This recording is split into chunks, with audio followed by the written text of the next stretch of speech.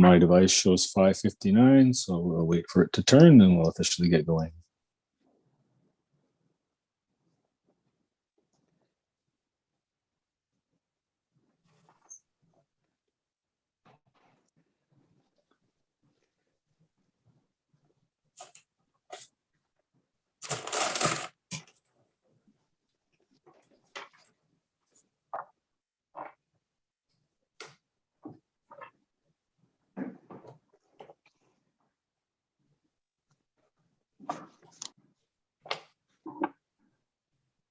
Alrighty, so we can move along here. So welcome everybody to tonight's public hearing on March 23rd, 2021. First of all, before we call it to order, I'd like to acknowledge that this meeting is taking place and this public hearing is taking place on the traditional unceded territories of the Subasat First Nation. And we thank them for letting us be here and doing our business. So with that, I will call this public meeting hearing to order at 6 p.m. to hear the public input on bylaws number 1049, 2021 and 1051, 2021, which intend to amend zoning bylaw 935, 2013.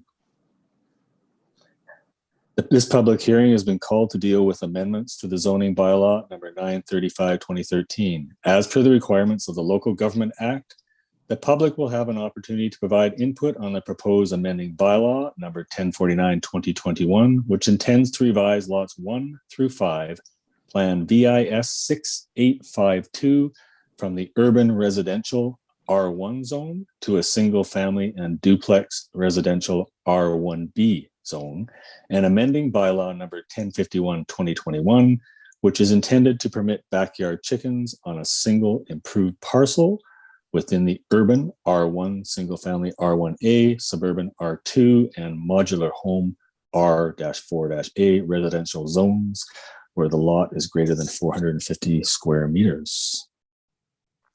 The explanation of the public hearing process.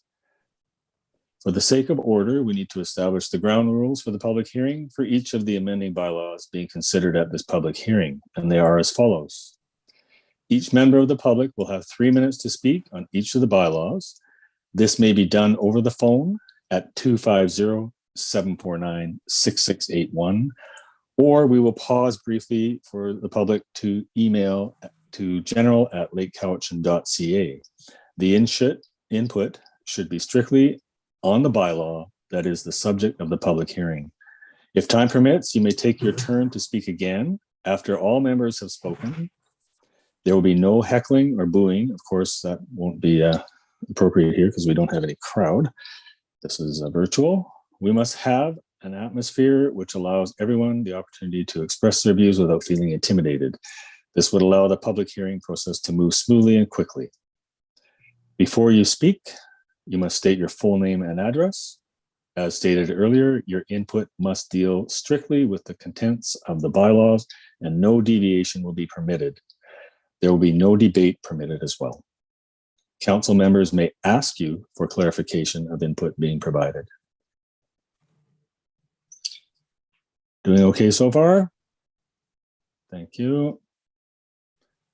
So at this time, I would like the CEO can introduce the first amending bylaw.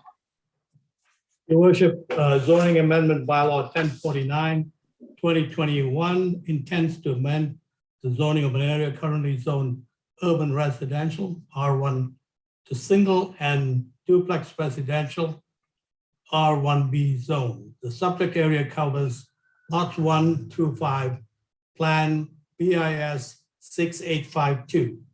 The application for the zoning change was initiated by the property owner. The required public notices under the Local Government Act have been issued for the zoning bylaw amendment, and all statutory requirements have been met. No written input has been received as of the close of this business day. The public have had an opportunity to review the amending bylaw and applicable related documents in the meantime. Thank you very much, Mr. Fernandez. So as the CEO has indicated, we have no staff or written submissions on this bylaw. At this time, we would now like to invite verbal input from the public. Each speaker must, for the record, state his or her name and address before beginning the verbal submission. The telephone number for verbal submissions is 250-749-6681. That's 250-749-6681. I will start the clock now for the 3 minutes for those who wish to email, which we will call that at 6:07 or beyond. And we will call that the end of that time limit. To email at general@lakecowichan.ca. That's general@lakecowichan.ca, and we'll review those submissions after 6:07. So thank you very much. Mr. Fernandez, are there any verbal submissions? Yes, I just wondered if you would give Mr. Peachaw an opportunity to call in. I'm okay with that. If council's okay, the proponent is on the line. He's not on the line. It indicated an interest in coming in on the line, so just thought it would be appropriate to invite him. Okay. But so far, nothing.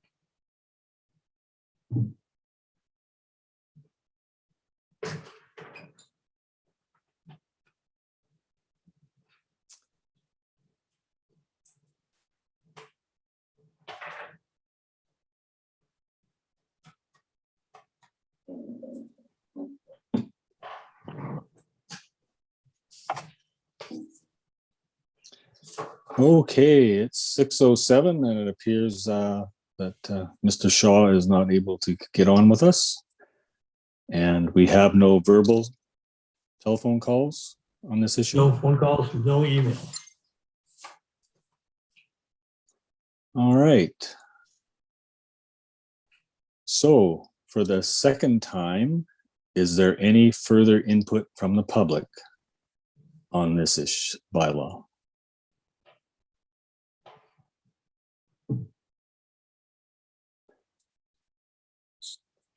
Now, calling for the third time, let's call this the second time, sorry.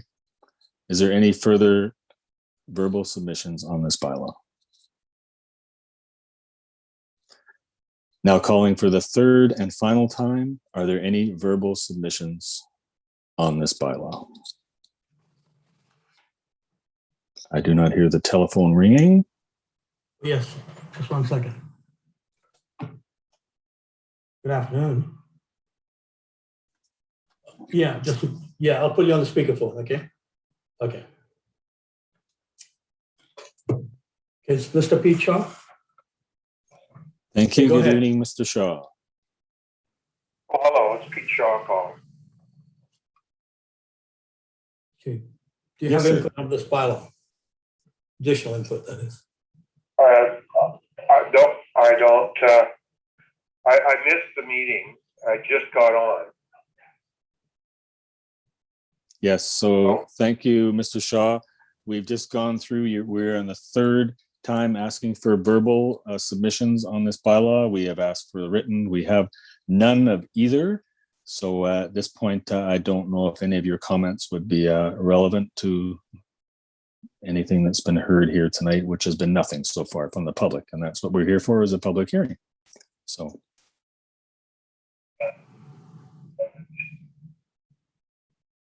Are you okay with that, Mr. Shaw?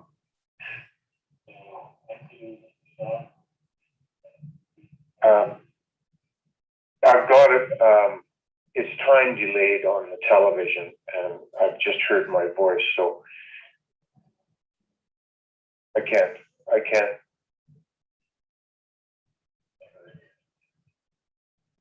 Oh,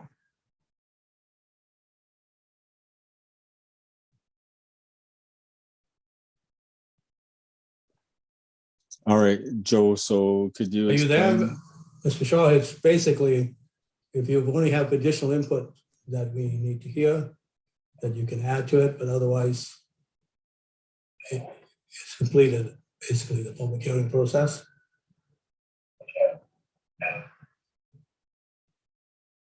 Okay, so we can move along. That was the third and final call for verbal submissions on this bylaw. And we have heard none. And we'll wait for Joseph to get off the phone.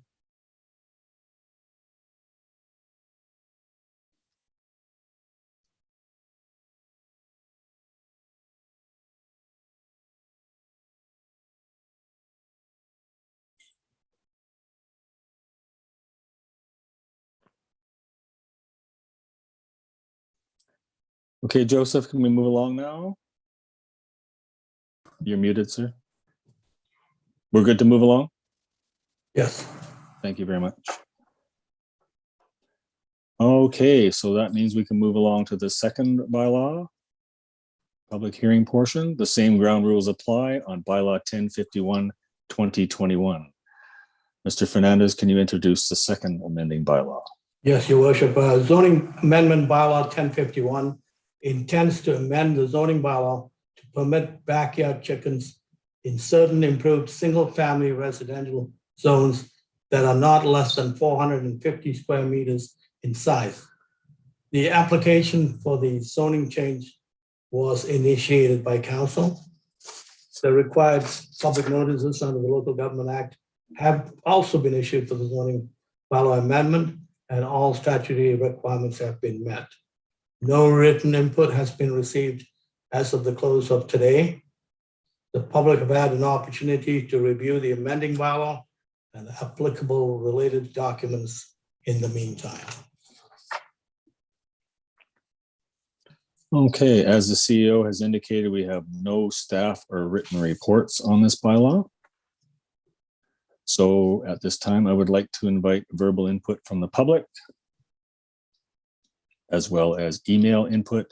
We'll start the clock now at 6:15. We'll close the time for, we will start the email submissions if there are any. So for the first time, I'd like to invite input from the public to 250-749-6681. That's 250-749-6681. That's the first call for verbal input.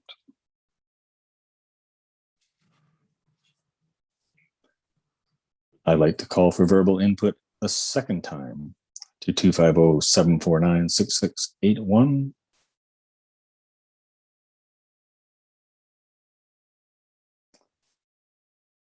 And for a third time, verbal input on this bylaw to 250-749-6681.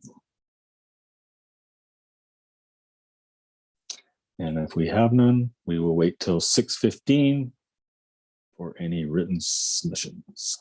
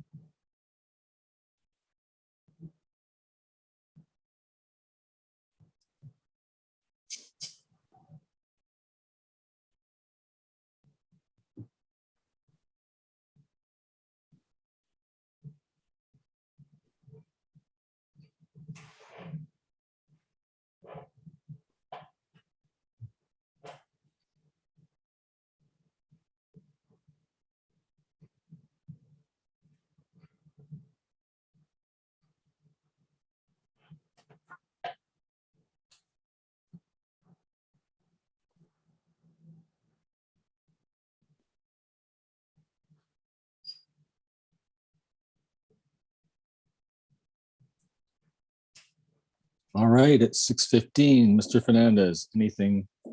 It's Yeah. very quiet on this end. Okay. Okay. With that, with no further verbal or written submissions, we'll call with the closure of this hearing, no further verbal or written presentations will be received by council or any member of council. The proposed zoning amending bylaws will be returned to council for further consideration later this evening. And I now declare this public hearing adjourned. Thank you very much. Give everybody till 6:17 to reset their devices to the regular council meeting.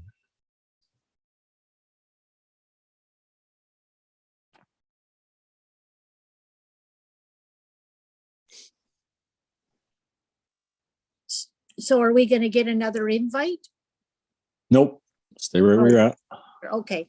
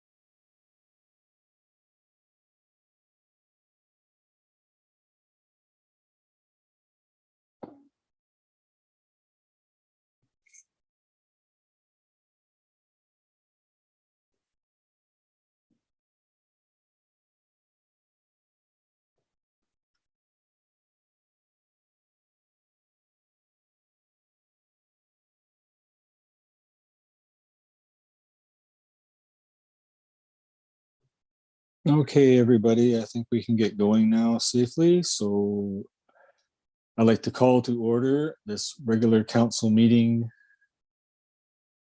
Tuesday, March 23rd, 2021 at 6:18 to be held electronically at the Lake Cowichan as per ministerial order M192. So I'd like to call it to order. And are there any introduction of late items? No hands. And I'm looking for a motion to approve this agenda as presented.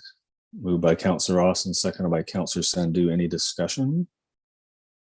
All those in favor? Opposed? The motion's carried. Thank you. On to number 3, adoption of the minutes. The minutes of the regular meeting of council held February 23rd, 2021. There's no errors or omissions. Could we please have a mover? Moved by Councillor McGonigal, seconded by Councillor Bomaka. Any further discussion on those minutes? All those in favor? Opposed? Motion carries. Thank you very much. Business arising unfinished business. I see none. Number 5, delegations. I see none. Then we will pause for that 3 minutes again for verbal comments from the public on subsequent agenda items only, with a maximum of 3 minutes per speaker if they choose to call in by phone, and a maximum allotted time of 15 minutes for the process. You can phone in your verbal submissions to 250-749-6681. That's 250-749-6681, or you can email your submissions to general@lakecowichan.ca, and we'll reconvene here at 6:23.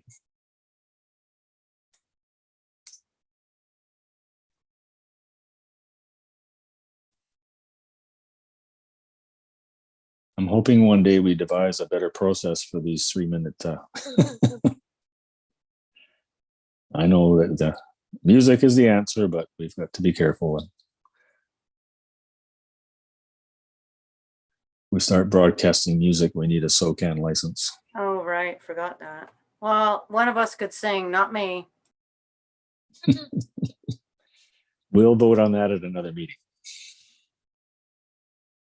Jazz?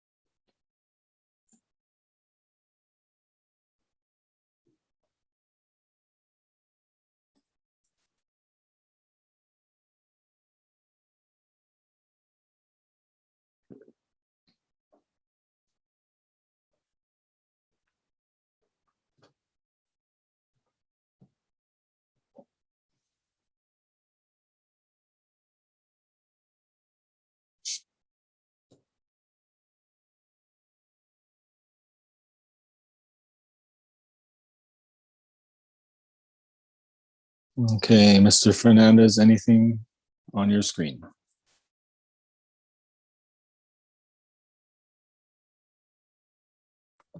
There is no activity at this end. All right. I think we'll move along to correspondence now.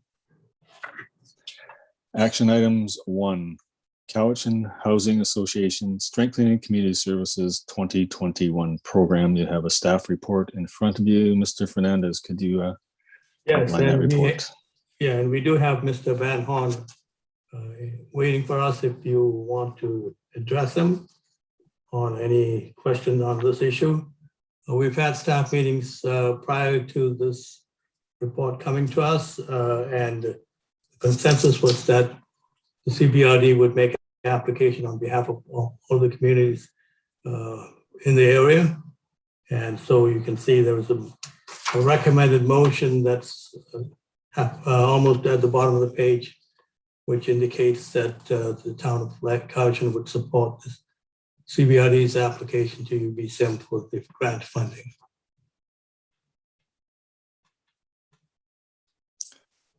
So any questions or comments from council through to Mr. Horn or Mr. Fernandez? Carol and Councilor Austin, sorry. Yeah, the only, I just have one problem. I know it sounds very good and everything else, but on the second page where it says temporarily increase shelter capacity and services for town of Lake Cowichan to add 8 temporary accommodation units, sleeping cabins. It's well known that we don't have the services here for some of the people that are having some of the problems. And I'm just wondering if that's feasible at this time. I know community services lost 1 counselor. I know they're looking for another one, but they're down 1 counselor. I'm wondering if that's something that's just in the future, or I don't know who to aim this at, but I just worry about that right now. So I'd let Mr. Van Horn speak to that if he'd like, or Mr. Horn, sorry. Yeah.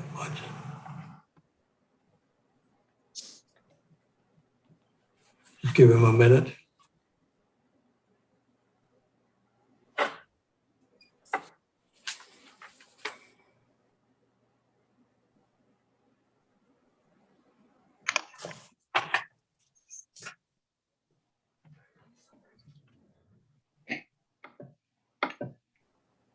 There he is, John Horn. John Horn. Good evening. Hi, John. Did you hear the question from Councillor Austin? I did not. They just patched me in, so I missed that. Okay. Councillor Austin, would you like to repeat that question? Yes, I was looking at the second page where it says temporary increased shelter capacity and services for town of Lake Cowichan to add 8 temporary accommodation units, sleeping cabins, similar to the ones currently in place in Duncan. And I know that community services is down 1 councillor right now. We've talked many times over the years that we do not have a lot of the services for some of the people that are currently here. I'm just worried if that's something that's going to happen immediately or something that would be in the future, maybe when we get more services. Or Yeah, what would happen in the future, and in essence, the proposal would also provide some support dollars, for additional staffing to support that function. So that the application is still in the process of being completed, and we're incorporating Lake Cowichan's needs into that. And certainly, I think we would actually build in a budget for that support dollars. And I think that the actual initiative would also piggyback on the federal dollars that have been pledged to support the, I think it's a warming center that's being created in the the community services building. So there's a play upon that. thank you. Yes, and I do know that Milena has been involved in Milena Patnode from Community Service has involved in the planning for this application as well. So I think she's had input into the need. And I did notice in one of the bullets here on the last line, it says, and outreach support to connect clients to resources and client support programs. So it's identified in the report to an extent. Councillor Sandhu, Councillor McGonigal, do you have your hand up too? Councillor Sandhu first. Thank you. Has there been a location discussed if this grant did come through and we were provided up to 8 sleeping cabins? Is there a location? Yeah, my understanding, and Mayor Day might correct on this, but the money that's being spent on creating the warming space, the cabins would be adjacent to that. And I believe that's the community services building. Do I have that correct, Bob? That was what I heard in the conversation. Yeah, but of course, that kind of thing is a hot potato in any community, and that would never go ahead without any community engagement. So we'd have to definitely, if this is a grant is awarded and we support the application, then just like Duncan and the other core areas did, there'd have to be public engagement on where these things landed, if and when they actually come. Absolutely. And when Milena's been, as you say, part of the discussions along this, and we would expect that as this advances, that to be that mutual feedback conversation about how this would roll out and where and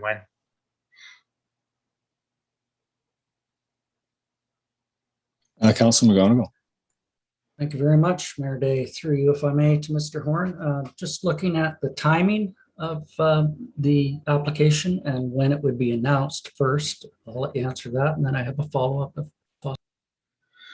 Certainly, through you, Mayor Day, to Councillor McGonigal.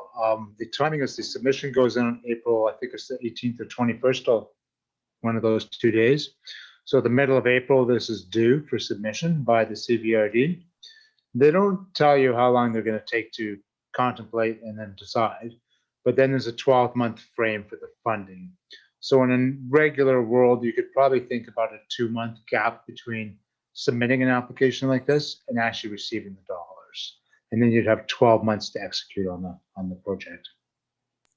And a follow-up, if I may. I know within Yes, the core and the sleeping cabins, there's also implemented a shower cabin within that, if I'm not mistaken, in some of those units, some of those settings.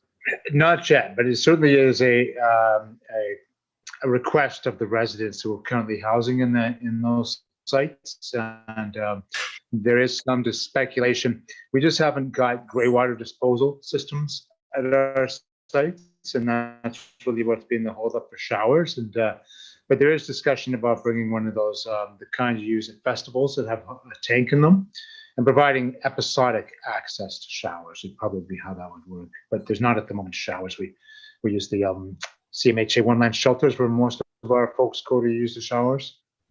Okay, and that's where I'm going with this sort of a duplication of services that's being implemented within community services with the shower unit, a warming unit, and then with these cabins on top of that.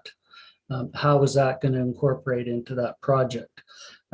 I would rather see it implemented into a sleeping unit than a warming unit per se. I think the warming unit would be open 9 to 5, Monday to Friday. With the sleeping unit, it's lockable, it has a light, it has a heater, and it could be utilized 7 days a week by those who are in needs. Just a comment there. If I may, through Mayor Day, that's, I think, how these are intended to work. The ones in the city center do just that. They're sleeping units for residing in, and then there are indoor spaces where shower and laundry facilities are available. So I think that would be the intent here, would be provide a cabin that you would actually be sleeping in, and the daytime access is for showers and laundry and a space to maybe put up to eat in that sort of way. Great, thank you very much. Thank you. Great questions, you guys. So, John, I have a question. If you could explain maybe to us, because you're definitely closer related to what goes on in the core and the Duncan area, some of the successes or issues that have been made through those locations. Sure. I mean, we have 3 sites. 2 of them are clustered together on Cowichan tribes lands and 1 on St. Julian's. And we're using those sleeping cabin approach to housing people who have been homeless for a long time in our community. So what we're seeing really is that the sites are quite quiet because we don't allow visitors and overnight guests or anything like that. The sites are meant to be no visitors, no guests. And we see that they're pretty stable, pretty low key, and pretty well functioning sites. It's been a year now in operation on those projects, and we had tents initially. And what we saw was people were very much suffering in tents during the winter months, and something with a heater and a light and a plug was definitely in order. So the sleeping cabins really just addressed those concerns about how warm is it to sleep in a tent in December in Vancouver Island? Not really that warm, you know. So the goal there was just to provide that, but it is lockable. And what we saw was a shift in people's behavior a little bit. In the tents, I mean, they were still peaceful, relatively well-controlled and well-managed sites. But once people got into the cabins and they're warm and dry, their demeanor changed and they seemed to be more both approachable and more conscious of the cleanliness of the site. And we saw a bit of an improvement in how they felt about the project and the site. And because we're now warm and dry, you could lock the door. So overall, we're quite pleased with how that would work, and we would only seek to sort of support our adjoining communities in doing this if we felt it was going to be effective and it was not going to create a disruption to your city center. And our experience has been that it hasn't done any of those things. It's been effective. People have been kept warm and dry. They have a place to live, as humble as it may be. That changes a lot, and it's kept them really from needing to be on the streets and in the alleys and in the parks and in the city center. And that's we haven't picked up every person in the town who's homeless, but what I can say is feel a need to spend any time in our parks and in city center streets. They generally stay on the site because it's a lot more easy and more convenient and more comfortable for them to do so. So in that sense, it has changed things quite a bit for them, for us. Thank you, John. I have one more follow-up. Do you see a trend developing within the encampments or the compounds where some of the folks that are now in sleeping cabins may be able to transition to the units opening up for supported living? That would be the intent, is that we hope to provide an opportunity to have a pipeline, so to speak, from our cabins into the supportive housing. And rather than the typical model where people would come directly from the street into supportive housing, it can take a while for folks to settle down, to get into the groove of living indoors. It's a bit of an adjustment for people. We're hoping to take that adjustment period out of those projects by providing them with a way of accessing tenants who have been stabilized, who've been with us for a while, for 3 meals a day with a dry, warm place to be in a stable residence. And we think that's going to make a big difference in how those supportive housing projects operate. There won't be the kind of initial honeymoon period that sometimes buildings like that experience when they first open. We hope to bypass all of that and our fairly stable population moving into more stable more appropriate surroundings. They'll have a shower and a bathroom that's their own, you know. So I think that's the goal of these sites, is to provide that stability and then segue. The truth, of course, is that there are more homeless people than there will be supportive housing units. So that remains still an imbalance that we'll have to address as we go forward. But definitely the goal of these is to stabilize people, get them, you know, more rule bound and more oriented to daily living in the community, and then make a successful transfer to supportive housing. Okay, Councillor Womaka. Thank you, John. One question: with the units being placed here in Duncan, are you finding an influx of people coming up from other regions such as Nanaimo and Victoria? Not specifically for trying to access the sleeping cabins. We do have people coming and saying, geez, I'd like to stay here. But they're typically either Cowichan tribes members who are well familiar with the residents there, or people who have been, you know, in our community for a while and have heard about that. We have had discussions with service providers, and we did see a new batch of people coming into the community a little while ago. There's no indication they came for any particular service or anything like that. They just come. So I can't really say there's a causal relationship between people arriving and things happening. Often people conjecture that relationship. Oh, we opened a shelter, now more people come. My own experience is that even if you don't do anything, randomly people just show up anyhow. It's sort of one of those things, you know. So, you know, linking A to B, probably not a real straight line. Thank you, John. So, Council, we have a, oh, is that your hand going up, Tim? Councilor McGonigal. Yeah, just a final comment. First of all, thank you, John, for joining us tonight. I've seen you many times at the regional board, and I'm glad to see that you've virtually made the trip up Highway 18 to visit us. I think Councillor Austin hit in her initial question, one of the problems within areas outside of the core area is the need for additional adult mental health supports for those who are marginally housed. And I think we are looking at an option moving forward to try to incorporate some more of those services within the West with the two local elected directors and myself as a CBRD representative to encourage Island Health to support however they deem fit the additional needs of that mental health support for adults. Currently, there's only 9 hours a week within community services, and that's not nearly enough, especially if you're looking at implementing those sleeping cabins. Without the supports there, I think it would be far more supported if there was that support there too. Yeah, great comment. Thank you for that. I just, sorry, Mayor Day, I just wanted to mention that we anticipate bringing on board a little more of a high, what would you say, a high tech, not a high tech, but a more educational, so a more sophisticated staffing support to these projects. In other words, we have support workers who are really focused on the basics of keeping people safe and sound and well fed and all those sort of things. We'd like to add more kind of expertise around mental health clinician support to our clients. And if we do so, we'll do it on a regional basis. So including both Ladysmith and Lake Cowichan, and certainly spreading that wealth around. If we are able to access it through this funding, we want to really do provide a focus on the mental health, and short of setting up a mental health center, we want to buy some more expertise, so to speak, that's a bit of above and beyond your tenant support workers, and share that with amongst all the projects that are included in this proposal. Yeah.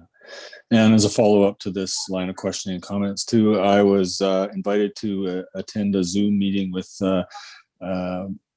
for the changeover of the command at the CDH, with Dr. Robertson announcing his retiring, he may be moving on, and one of the other participants that was on, I forget her first name, but I'll just call her Mrs. Letterhead, Ledbetter, yes, that's how it goes. Started describing support for mental health and addictions, and because that was her specialty within CDH, and saying that they're looking at relocating some of their services from that division of Island Health to the Cowichan Lake area. And but I found out through her description of what was going to happen, they were not aware that community services even existed. So I did mention that and gave the email addresses to reach out to community services. So hoping that they can make a connection there too, and add on to what I've heard from in this conversation.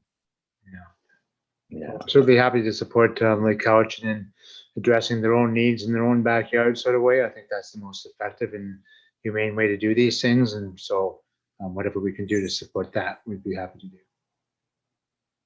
All right. So council, there are two suggested resolution for us here tonight if we so desire.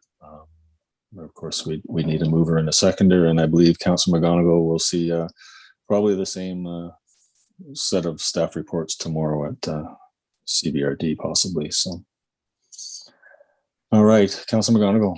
I'm going to move the partner and applicant resolution. Town of Lake Cowichan approve the submission of a regional application by the CBRD to the UBCM Strengthening Communities Fund 2021.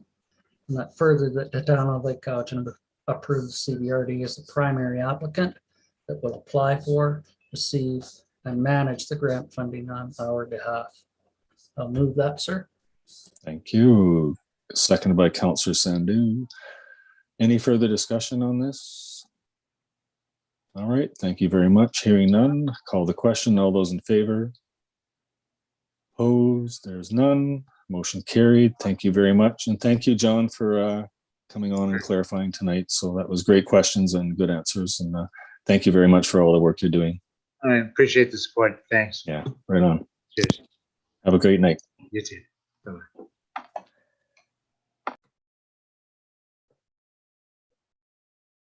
Okay.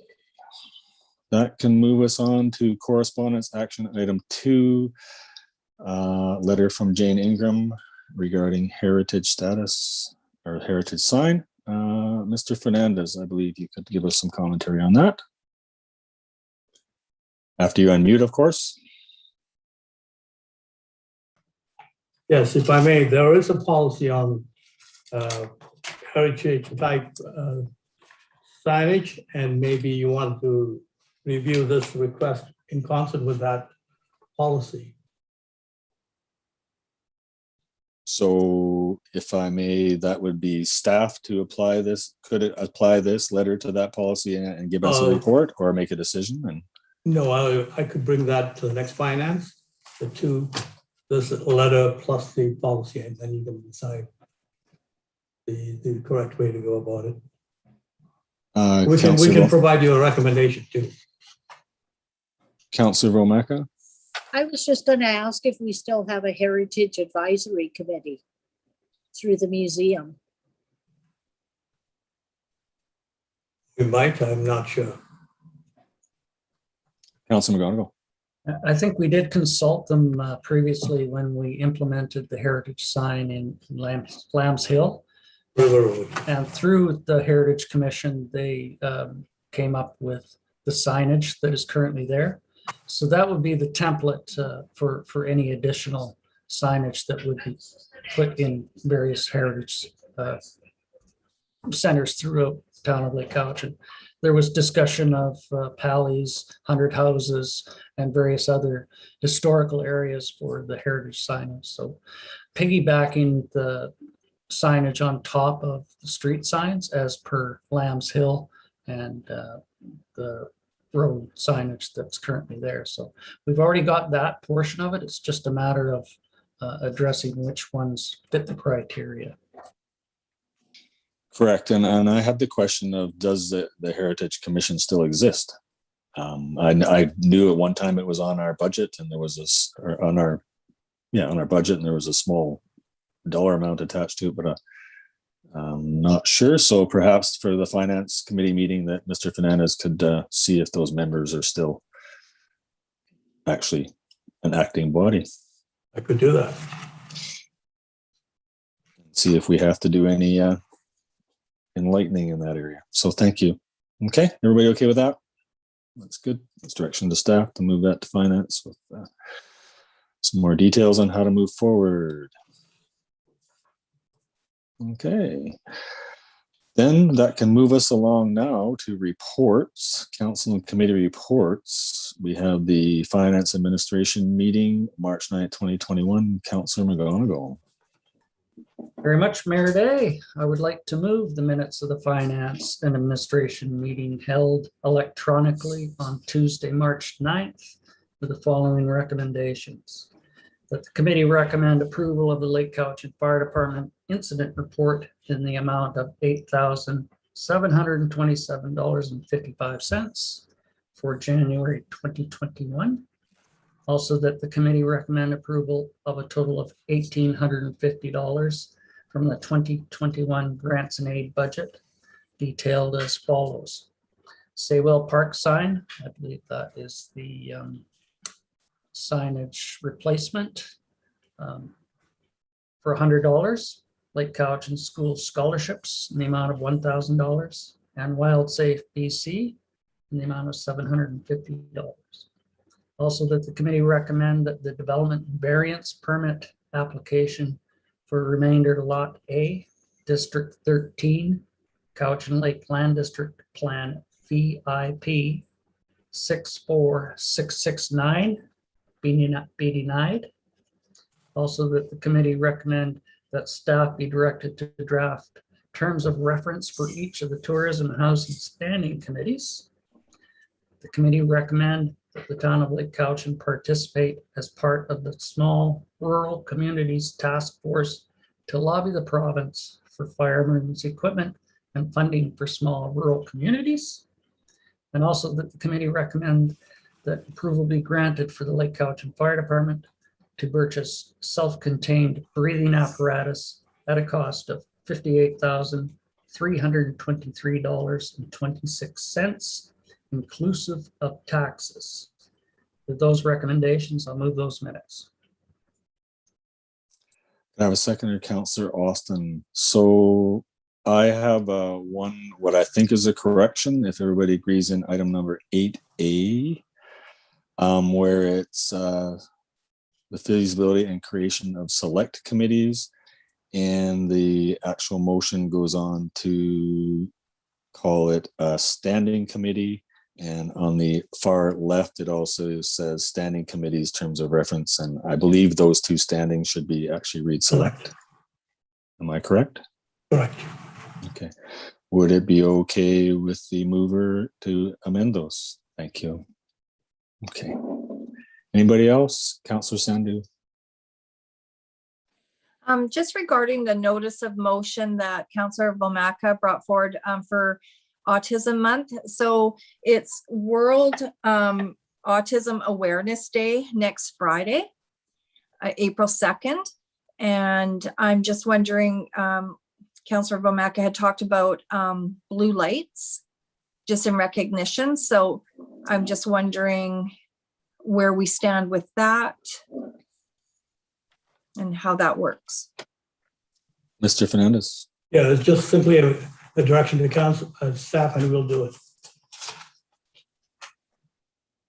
Just you Okay.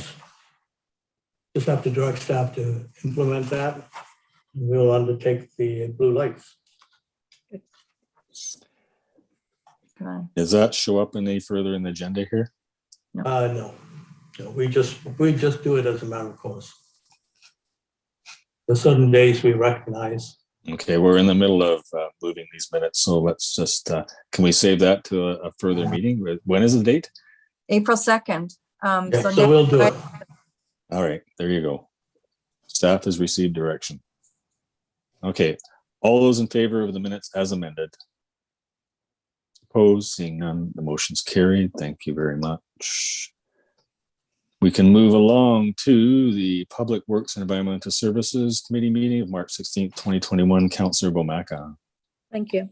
I'd like to move the minutes of the Public Works and Environmental Services Committee meeting held electronically at Lake Cowichan as per the ministerial order M19 2 on Tuesday, March the 16th of 2021 as presented, please. Seconded by Council McGonigal. Any questions? All those in favor? None opposed, motion carries. Thank you very much. So we move along to Parks, Recreation and Culture Committee meeting, March 16th, 2021. Councillor Austin. Thank you. I'd like to move the minutes of the Parks, Recreation and Culture meeting held electronically at Lake Cowichan, BC on Tuesday, March 16th, 2021 as presented. Thank you very much. Seconded by Councillor Sandhu. Any discussion on those minutes? I'll call the question. All those in favor? And opposed, none. That motion carries as well. Moves us along to Sustainable Planning meeting, March 9th, 2021. And I believe for the first time we have a recommendation there.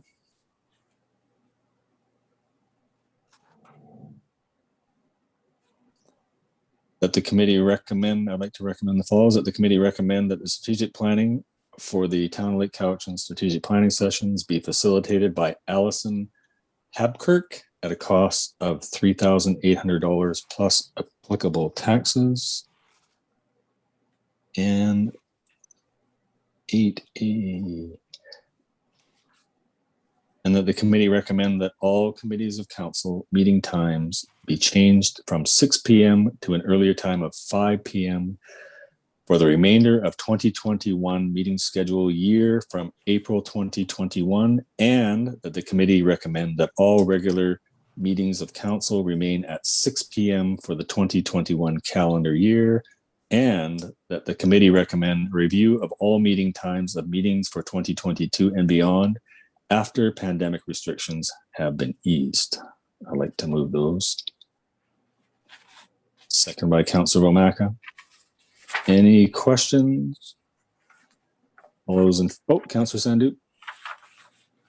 Well, I was going to just say that maybe just state which committees, just state the actual committees so it's clear to the community public. Like it's finance and administration, public works and environmental services, parks, recreation and culture, and sustainable planning. Those are the 4 that will be starting at 5 p.m. And thank you for stating those for me. So it's been moved and seconded. All those in favor? Opposed? Seeing none, the motion's carried. So that can move us to Cowichan Lake Recreation Commission. There was no meeting last month. The next meeting is this Thursday, 7 p.m. via WebEx. And I'll have minutes and a report next month from that. Then we can move along to Vancouver Island Regional Library, Councillor Womacka. Okay, thank you. I have a board meeting this Saturday, and there's a media release. I'm not too familiar with all of this, but it's the gamers will understand it.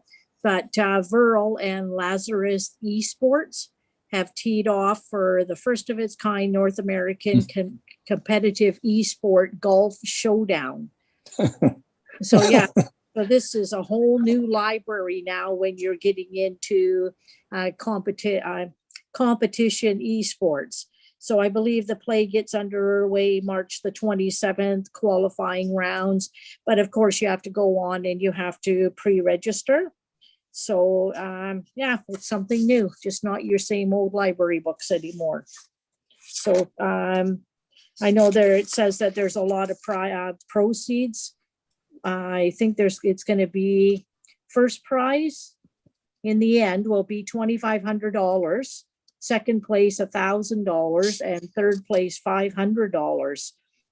And a lot of the generous sponsors were Bear Mountain Golf and Tennis Resort, Quality Foods, Nanaimo Golf Course, Long Beach Golf Course, Panago Pizza, Harborview Volkswagen, Nanaimo Night Owls, and Panago Canada. So any gamers out there can contact their local rural library branch. Thank you. Wow, thank you for that report. That is so interesting and so cool, a library diversifying like that. And I'll be first in line when they have the Pac-Man competition. So that's very cool. Nice to see them keeping up with the times. So next we'll move to Advisory Planning Commission. Councillor Austin. Thank you. We had our last meeting, excuse me, on February 25th. The contract planner went over highlights of the Local Government Act, which I did send to all of you. He talked about copies of the Housing Needs Assessment Report. Issues of affordability for housing were raised as well. Lots of discussion with group. Population projections were another matter addressed by the contract planner. His numbers were closer to 3,600 for the Lake Cowichan area by 2025. And affordable or subsidized housing items were also discussed. Our next meeting is this Thursday, and the contract planner will be discussing updating the subdivision and sign bylaws and new business road profiles, and if the APC would want to go online on YouTube, and that will be a discussion with the group. It's a good group. We have good discussions. Good. Councilor McGonigal, you did pose a question via email quickly back to Carolyn. Any interest in posing that question here, and or were you satisfied with I was question satisfied response? with the answer. It was the input for council on DPA variances. Yeah, And yeah. we do reside within that realm, not variances per se. That Right. resides within the variance committee, but within the DPA area, that is our, Right. our responsibility. Yeah, thanks for clarifying that. That's awesome. Thank you. Thank you, Councillor Austin, for that report, and thank you for your time you put into that commission. Mr. Fernandez. Yes, Councillor Austin did raise a number of issues that are coming up for the next meeting of the APC. And just to formalize it, would it be okay if council authorizes those items on the agenda to be discussed at the APC meeting? This is something that actually should happen. And I think Councillor Austin has those items on. Do you want me to repeat them again? Yes, please. Not the contract planner's report, just the new No. business, Yes. the road profiles, and going live on YouTube are the only two I have on there. There was the other one, amending the, was it the subdivision bylaw? Okay, that's Oh, no, the contract planner. signage bylaw, Subdivision and sign bylaws. He has a report on a memo on that. just Right. direction from council to allow them to do that. Is that direction from council then? Formal motion or direction? Yes, a motion would be All a right. better. Okay, So is it appropriate if Councillor Austin makes that motion? I can make Yes. the motion, So you- please. And is everybody clear, or would they like her to word that more specifically for us? We're all good. Councillor Austin moved and seconded by Councillor McGonigal. Any questions? Seeing none, all those in favor? Opposed? None, motion carries. Thank you. And thank you again, Councillor Austin, for being a part of that committee and commission. Okay, then we'll move along to the Community Forest Co-op. Councillor McGonigal. Thank you, Mayor Day. There's currently no meetings being held as per the pandemic. When they do resume, I'm sure I will be having a number of items to report, but at this time, we're not meeting. Okay, just a curiosity question: is it still active in the forest with any harvesting or anything like that going on there? Cowichan, which is the Cowichan, yeah. partnership, are currently in harvesting mode, cool. mostly doing road building, etc., to get into Right. the approved blocks. Right on. But there hasn't been an update as to the harvest numbers or amounts yet. But moving forward, I'll report that as well. Yeah, thank you. So they're busy. Okay. Thank you very much for that. Hopefully they can get online and continue to meet one day. We'll go to other reports. Cowichan Valley Regional District Board meeting. Councillor McGonigal again, please. Thank you very much. Calmed down quite a bit now that the budget Yeah. has been approved. There's no 12-hour meetings anymore. They're down to 9.5. No. There are CVRD meetings tomorrow, but at the March 12th or March 10th Community Services Committee meeting, there was a grant application of up to $450,000 that's to be submitted to the Union of BC municipalities for Fire Smart Economic Recovery Fund Program. So that came out of Community Services Committee. And then on the board, there were options for tax notifications within the electoral areas. They have been approved and will be put in the tax notices for those electoral areas. The municipalities have been encouraged to put theirs online. I did forward that to everyone here, and if need be, we can put that on our website just to show where the CBRD portion of Town of Lake Cowichan taxes do go to. Also, there was an update flood map for the Cowichan and Cowichan floodplains. That was done by Northwest Hydraulic Consulting. And then staff is to develop a floodplain management bylaw for both Cowichan and Cowichan floodplains from that. Also, that a grant in the amount of $200,000 be submitted to the Federation of Canadian Municipalities in the asset management program to support the development of collaborative asset management for Cowichan River Dike System on behalf of CBRD and its partners. Also, numerous grants and aid within electoral areas. Those are available online for anyone who wants to see what the electoral area directors have been granting within their specific grant and aid portions. Also, School District 79 be notified that the Cowichan Valley Regional District requests that the school district existing lease with Vancouver Island University extended until such time as the Cowichan Trade Center moves to another location.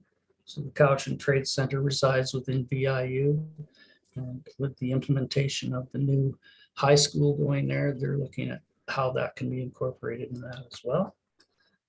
The school district not proceed with the disposition of the Cowichan school property until such time as the CBRD has been able to complete a local area plan for the Cowichan Business Park.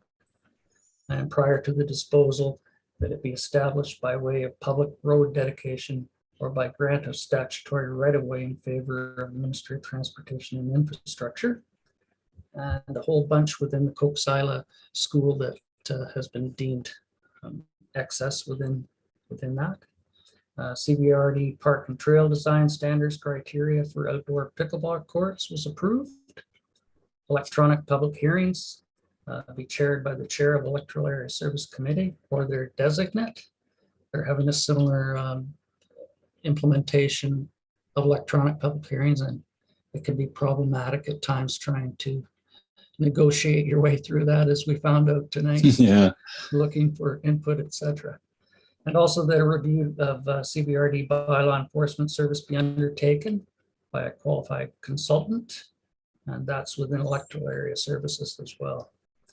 There was a number of soil deposit permits that were discussed, and fitting within the current soil bylaw, there is some issue permits that were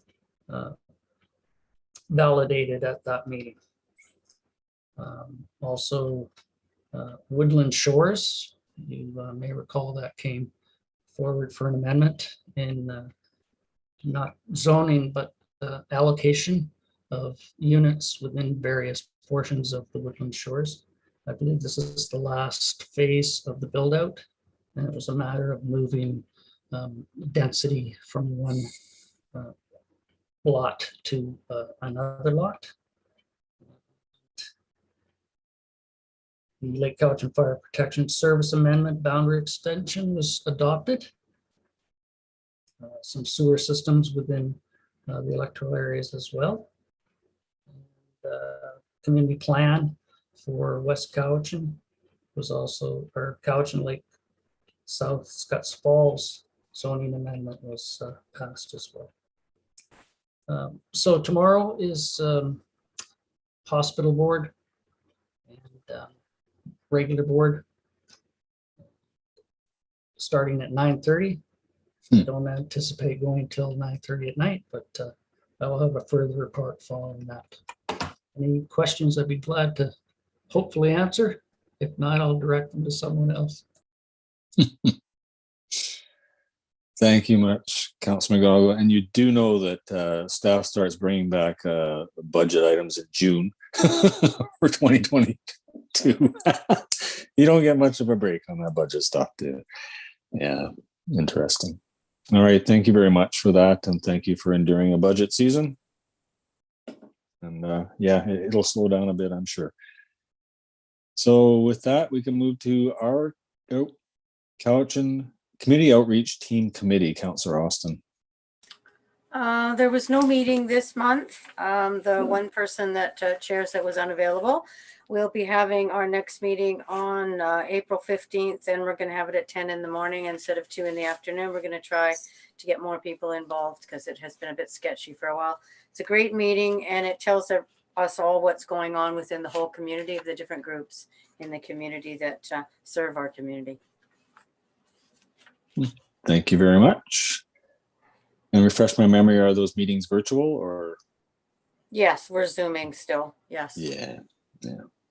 Probably some folks that are a little bit challenged with the technology there that can't get on and stuff. Well, they're busy, you know, it's different ministries. It's also Island Health, Cowichan Lake Rec, different ones. And they're, you know, the timing, it's been 2 o'clock in the afternoon. I think we're changing it to 10 to try and get people to get on first thing in the morning before they start their day.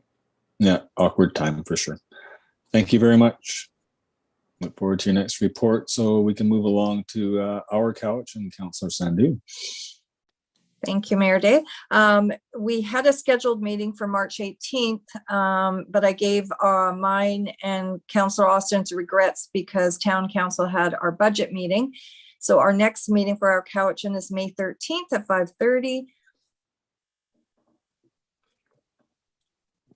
Okay. Councillor Austin. If Councillor Sandhu and myself should mention a little bit about the Healthy Communities Forum we were on. It was partly to do with our Cowichan. Councillor Sandhu did the first one and I did the second one. It was a Zoom meeting with dozens of people. I've got like 5 pages of notes, which I won't go through. The second one that I did was mostly on reconciliation and how some of the First Nations peoples are treated within the health system throughout the province, which is pretty sad. And Councillor Toporowski gave a really good rendition of what has gone on in her life and with her family, and as did Nick, I forgot his last name. Anyway, it was very interesting. It was I think it was a 3-hour meeting. It was very interesting. It was a Zoom meeting, and it was different from the one that Councillor Sandhu went to, I believe. It just coincided with the 2 days back to back. So speaking on the first day was just regarding COVID numbers and testing and whatnot on our first day. So. Okay, thank you very much for both of you for being a part of that. That's quite the group. We're lucky to have that in existence. So we'll move along to the Cowichan Watershed Board. Councillor Sandhu, thank you. So our March meeting is this Monday because there's 5 Mondays in March. So I have no report, and the Cowichan Watershed Board Society meeting is to be determined. One person I forgot was Dr. Froese. He's on the Cowichan Watershed Board Society, and he was appointed from the province. So many years ago. So I apologize for not saying Dr. Froese is also on the committee. So that meeting is to be determined. So. Okay. Thank you very much. Very interesting group to be a part of for sure. Any questions for Councillor Sandhu then? Okay. Oh, Councillor McGonigal. Mr. Oh, I am a mister, but yeah, you're that too. We got to get so it right just now. Piggybacking on Councillor Sandhu, at CPRD board tomorrow, we do have a presentation by the Cowichan Watershed Board on their annual work plan for 2021 and also their report from 2020. So if you're interested, you can follow along on WebEx and and see the presentation tomorrow on what work they did do in 2020 with COVID and all, and the work plan for 2021. Also, there was a funding approval within the Cowichan Watershed Board recently announced by the CBRD for the Chemainus flood management. A considerable amount of money that was announced within that to look at mitigating some of those problems too. So great work by that organization. I think it's a template without the others within the province that do piggyback on that and look at that as a leader within watershed management. So kudos to all those who are on that watershed board. Yeah, and I'm sure most of you know we have our own group in Cowichan Lake area, and then we have the Cowichan Stewardship Roundtable, and there's one other group too. So a lot of busy people when it comes to water, and that's a good thing. It's a very valuable resource for us. All right. Thank you very much, everybody, for your reports. So let's move to staff reports now. It's your time to shine. Number one is the staff report from the Chief Administrative Officer, Mr. Fernandez, regarding Community Resiliency Investment Program under the 2021 Fire Smart Economic Recovery Fund. Mr. Fernandez. Yes, we submitted an application for a grant under the Community Resiliency Investment Program for the 2021 Fire Smart Economic Recovery Fund project. And as you can see, we submitted that on March 18th, contrary to what I've stated here in the background. It was the day before, actually. And we submitted it without a council resolution, and obviously to make it stick, we need a council resolution at this point. And the amount is for $139,259.68. It's 100% funded, so there is no cost down. Councillor Sandhu? I was just going to move the staff recommendation. Okay. Thank you. Second by Councillor Austin. Any discussion? Great work done so far through this granting process. So I'll call the question. All those in favor? Opposed? None. Motion carries. Thank you very much. Next staff report is the Chief Administrative Officer regarding finalization of financial bylaws.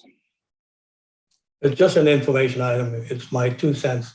As usually, I do like to throw in a couple of cents through the budget process, and obviously it took me 3 pages. So that's what it is.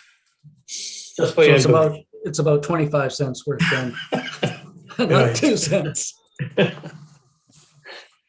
And Councilor McGonagle, could you repeat the statement you make about any good CAO or financial officer is wouldn't be worth their pound of salt? Is that how they say it? I believe I said that had they agreed with me on utilizing surplus funds. Well, and this proves it. Here's the second pound of salt for us to look at tonight. So any comments on this report? But I will take it and rub it in the wound. Councillor Sandhu, please. Thank you, Joe, for that was a good report. There was a couple words I actually had to pull my dictionary out to understand what you meant, but it was very educating and very clear. So thank you for that input. You're welcome.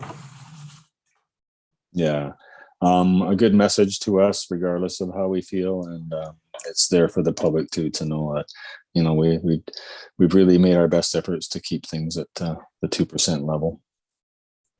So I believe there is a recommended appropriate resolution. Oh, that's a resolution. The bottom of the page there. So I will read it if you wish. That Please do. council will limit the general municipal tax increase in 2021 to 2% on the understanding that an appropriate transfer from the surplus funds is made to balance the general fund budget, and that any expenditure not included in the financial plan will only occur through financial plan amendments made prior to the expenditure occurring. I'll move that. Thank you very much. Moved and seconded by Councillor Austin. Any further discussion? Councillor McGonagle. And I think that's to protect us from any decisions we make moving forward, whether it be Sandy dump implementation of infrastructure there that we haven't discussed in the budget process, parking within Saywell Park that we haven't budgeted for. So those would come forward as amendments to the financial plan before being approved. And I think staff is protecting the entity and ourselves from those decisions that we may make moving forward. Yeah. And I think once we get into a strategic planning process and actually have a document to guide us to that, that'll make it clearer to staff as well, moving forward in future budgets, and clearer to councils and future councils where we've chosen to make a mark. So thank you very much. Moved and seconded. Any more discussion? All those in favor? Opposed? Seeing none, the motion is carried. Thank you. Okay, one more staff report from the Superintendent of Public Works and Engineering Services regarding requests for funding approval. Who would like to speak to that? I can start it off. Basically, I guess before the budget is even finalized, the Public Works Superintendent can't wait to spend some money. And so I thought it's best to go through this process. And maybe I'll let him speak to what his request is all about. Yes, please. Mr. Sandhu, could you give us a brief after you turn on your microphone? I'm gonna get my mic on. Good evening, everybody. Yeah, so what it is, I'm just looking for approval on two items.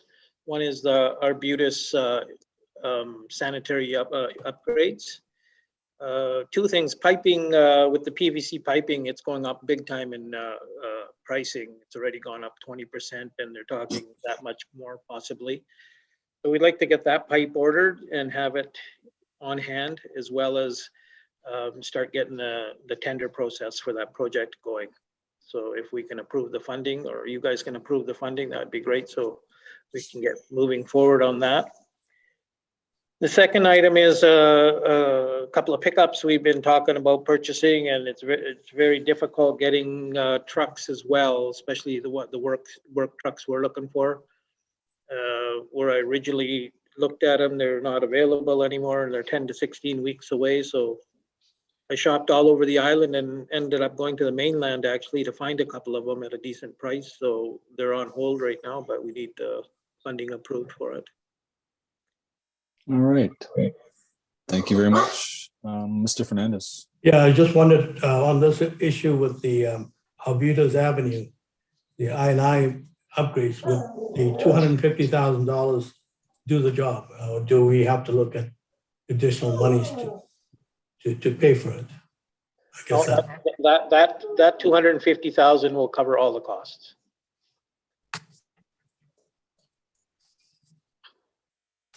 Councilor McGonigal. I would approve prior to budget being finalized, these two expenditures in the amount of $250,000 for Arbutus I&I and for the pickup purchases in the amount of $90,000.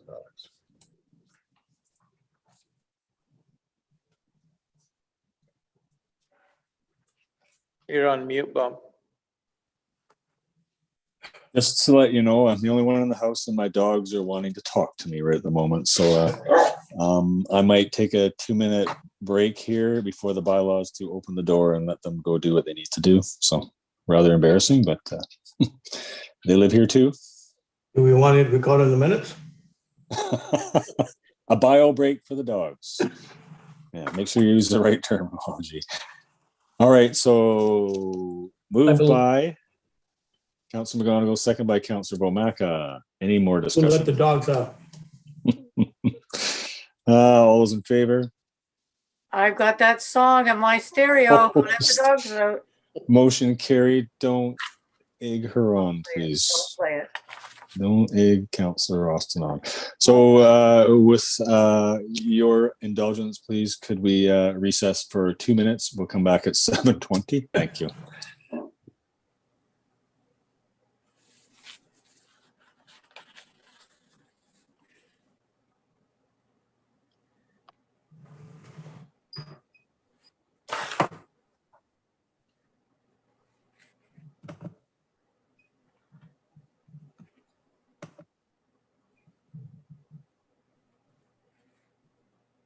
Hey, Jack. You okay? Yeah, I was just muted.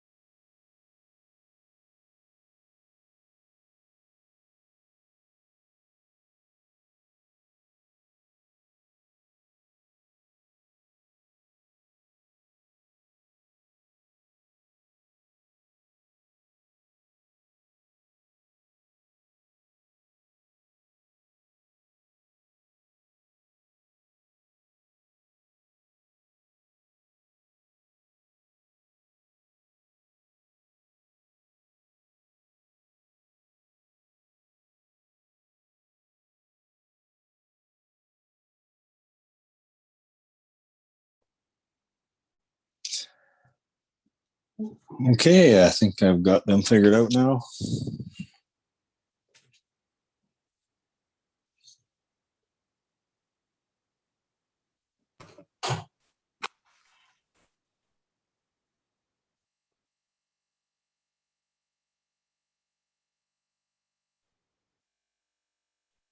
Nothing like being live streaming to provide entertainment for everybody.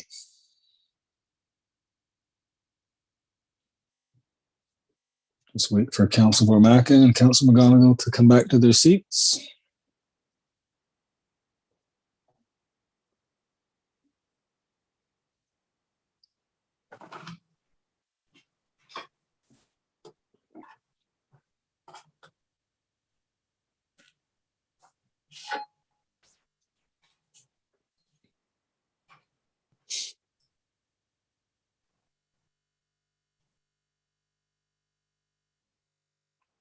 Okay.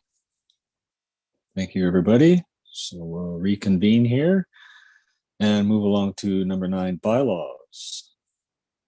It's a long list this evening.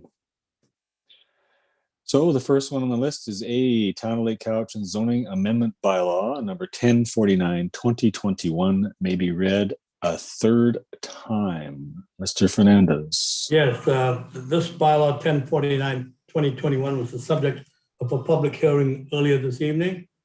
And it was dealing with lots 1 to 5, Plan BIS 6852, being rezoned from urban residential R1 to single family and duplex residential R1B.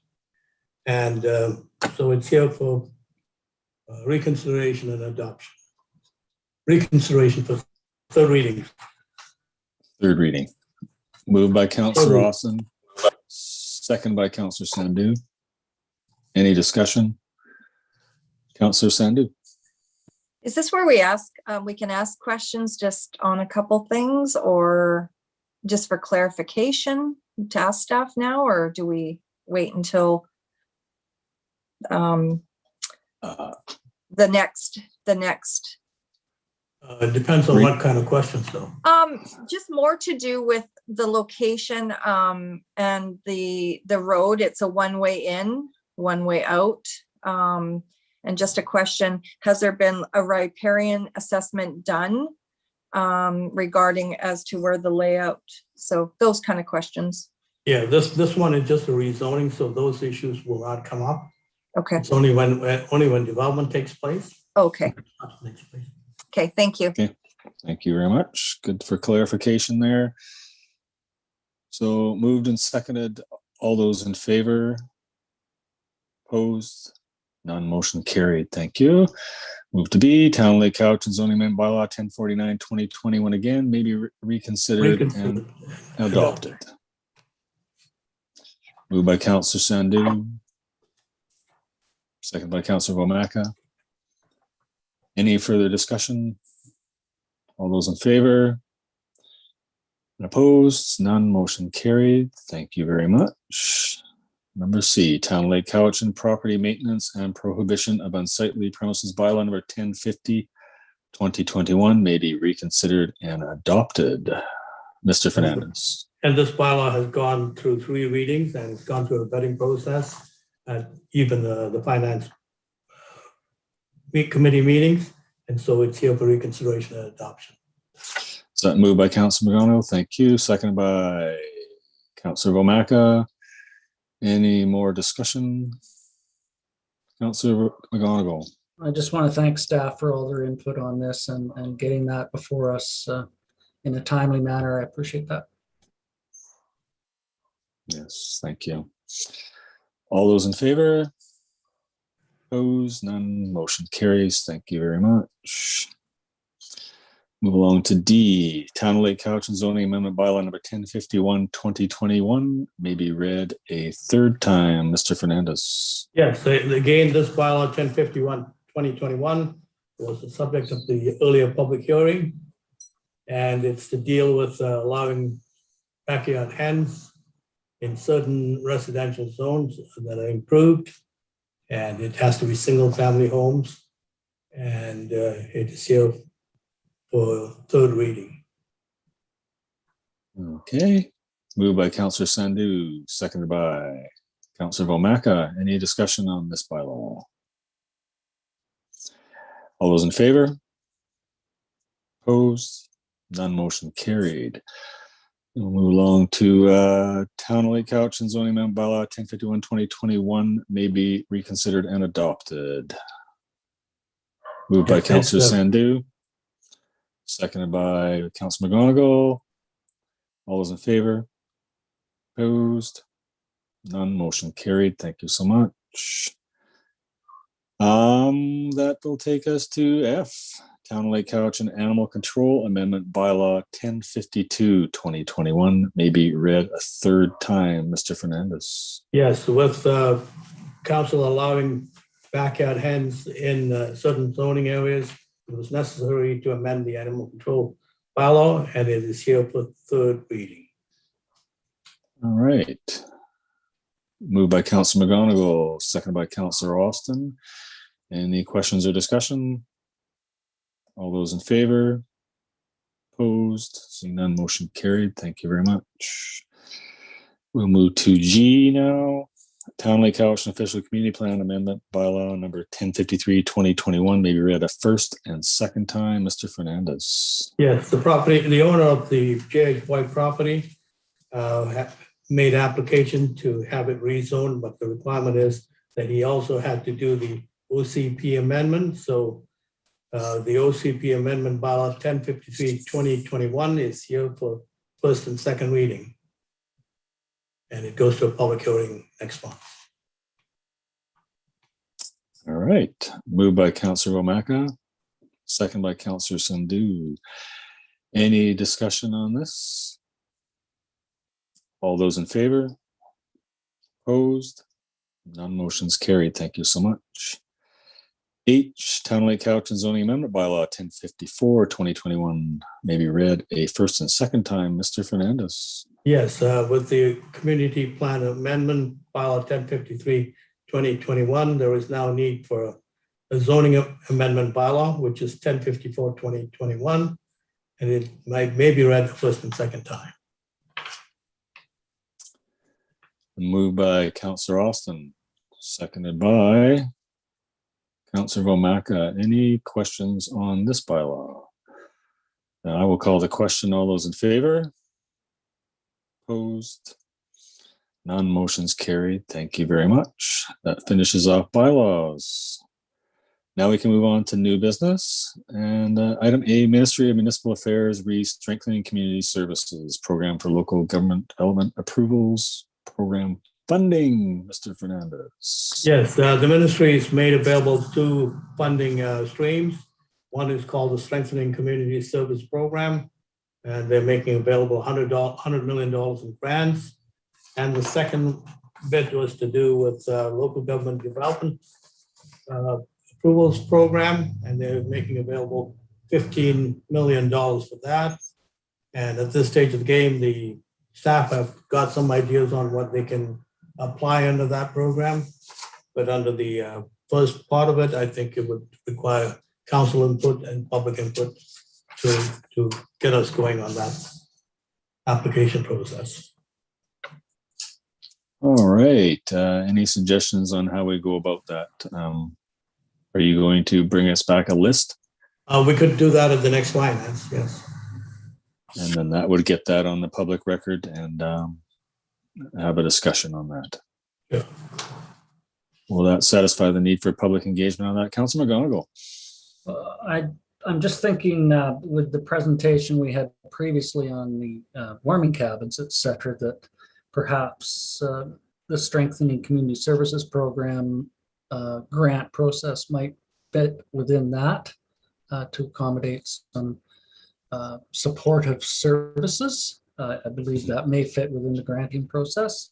Mm. So if staff can come back with that consideration as well within that project item, how it can be incorporated for additional services, that may be something to look at. I don't want to skew the process as to what staff may have in mind, but I look forward to the list Yeah. and just have Very a look open. at it.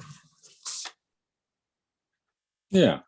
I look forward as well to a well-rounded list of what the possibilities are for our communities. All right, so that's direction to staff for finance. We'll get a report on that. Anybody else? Questions or comments there?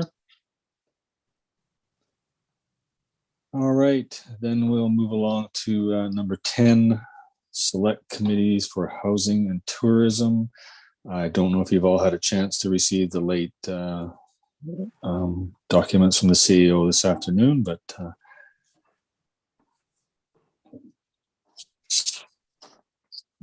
how would we like to proceed? If would we like to spend the time on it this evening and read them aloud and have a conversation, or is there enough food for thought here to have a discussion? Councillor Sandhu, then Councillor Austin.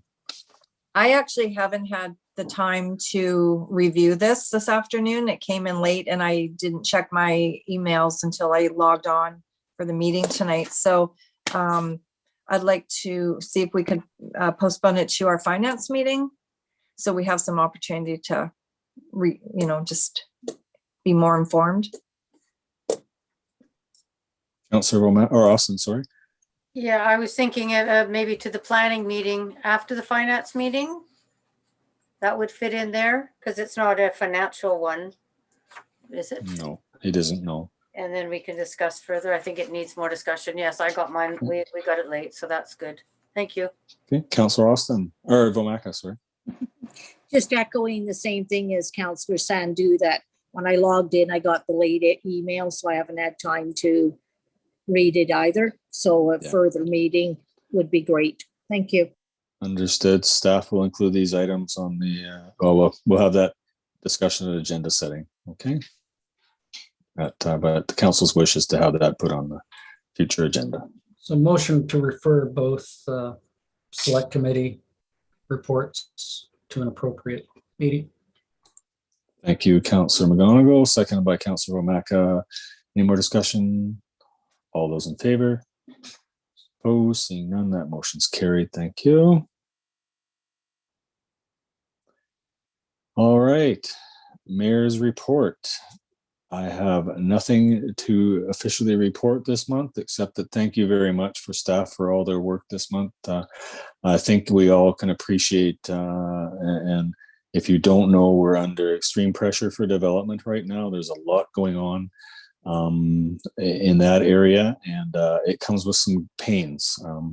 Much of my time this month, well, so maybe I do have a little bit of report, has been spent answering the phone with concerns with riparian area issues and the likes, and from members of the public and members of local stream keeping groups and stuff like that. So those would be the pains that we come across in the development process. And as someone once said to me recently, it's a little hard to develop anywhere within the town of Lake Cowichan or in the surrounding area without having some interface disruption with water courses. So I think you're all aware that we have a few of those around, and but I did have an opportunity to witness the Ministry of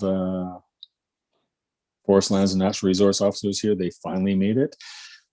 Because, and in initial reports and in my discussions with upper government folks in monthly meetings with Minister Osborne and some correspondence with our MLA, Sonia Fursanow, that she forwarded a report, which I forwarded to you, that how they just don't have the manpower to follow up on these issues that aren't in our bailiwick. And if you've heard the word professional reliance model, they're still working on that, but it's a little ways off yet. I just find personally that anywhere where we rely on a qualified environmental professional to provide a report that's not paid for by the taxpayer, but paid for by a developer, that there's some integrity problems within that process. So, and in one of the documents, it said they would take them up to 6 months to respond to complaints, and it has. So they're doing the best they can to get here as quickly as they can with the amount of work that load they have. So just wanted you to be aware of that development comes at a cost, but I know that staff works very hard, and as we are well aware from our past recent meetings, that we try to bring things right and get it done right, so not to damage our freshwater supplies and whatnot. So that is the one issue I did want to bring forward, but I didn't think I was prepared, but apparently all my phone calls have prepared me for that conversation and to bring forth that. So I will put that in writing tomorrow morning and submit it. Notices of motion. Are there any? None.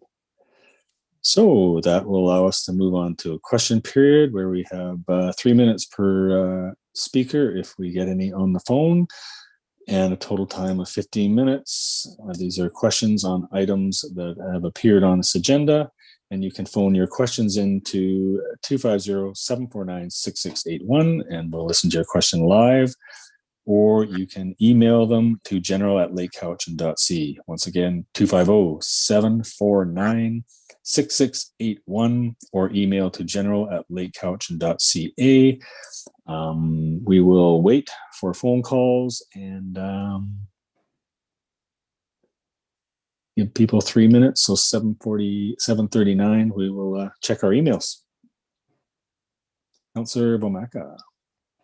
Just because of your mayor's report about development, and I think it would be nice to say congratulations to Jerry's Cannabis for opening its doors this month, as well as I believe it's called the Gas and Go, two nice new businesses in Lake Cowichan, and I seem to look down the street and see lots of development, and I think we're going to have a lot more coming. It's nice to see. Thank you. Councillor Austin. Yes, I was in Jerry's today. I won't tell you why, but I was in Jerry's today just to welcome them. But also when I was at the lab for some tests, I hear that block is for sale, the block that the lab and the Asian store is in. So I'm hoping that's a positive thing. It sounds like it's okay. They have a good contract there, so, or at least, so yeah, Jerry's, it's really good to have them there, and they're, it's a good place. And the pet store, you know, I go in that pet store all the time. It's a great place. People don't realize we don't have to go to PetSmart and different ones all the time, that we have a great place there. We actually get our pellets, stove pellets there too. So thank you to those businesses for being here. Yes, and we shouldn't forget Happy Campers Daycare. Nice addition to that other end of town as well. And I do know that they're all happy to be here. I've tried to reach out to all of them.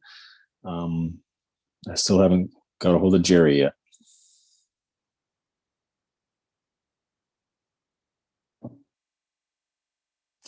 Mr. Fernandez, any telephone calls? There's nothing at all. Okay. All right, Councillor Austin, before we go to our in-camera session. I had one other thing. I want to thank Joe for being so quick to get on the agenda at the top where it says electronically. You can click on that and go straight to our Zoom meeting. I had a couple of people that were questioning, having trouble getting on, and to thank him for also putting the address, the email address and the phone number in both those questions. And that was done, I think, the same day I asked for it. So thank you so much. And thank you for all your hard work. And What would we do without Yes. you? We've come a long ways. Our first few meetings were a little bit awkward, but now they seem to run seamlessly. So thank you to staff. All right. So on that note, we have an in-camera session, and Mr. Fernandez, could you introduce the reasons for going in camera this evening? I will indeed. Section 92 of the Community Charter requires that before a meeting or part of a meeting is closed to the public, council must state by resolution why the meeting is to be closed. And the basis on which the meeting is to be closed falls under Section 91G of the Community Charter on litigation or potential litigation. Okay, thank you very much. A motion to go in camera, please. Moved by Councillor Austin, second by Councillor Bromaka. All those in favor? Opposed? Seeing none, motion carried. Stay tuned for an invite to that meeting. It's a separate invite, probably be in your inbox in 5 minutes or so. So thank you very much for the public for joining us tonight. And we look forward to seeing you at our next committee meeting and in the next month of April.